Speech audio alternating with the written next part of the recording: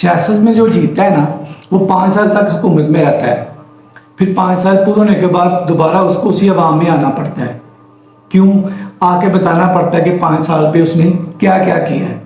फिर वो अपनी सारा कुछ बताता है कि मैंने 5 साल में ये करवाया, चाहे ना करवाया हो, उसको आना पड़ता है वहाँ पे। और फिर दोबारा से उसको ये भी नहीं पता होता कि अब मुझे वोट मिलेंगे कि नहीं, मैं दोबारा हुकूमत में आऊँगा कि नहीं। कोई फिल्मी हीरो है, उसको तब तक चांस या मौके मिलते रहते हैं जब तक वो जवान रहता है। जब वो बूढ़ा हो जाता है ना, तो फिर सबको उस तरह के मौके नहीं मिलते।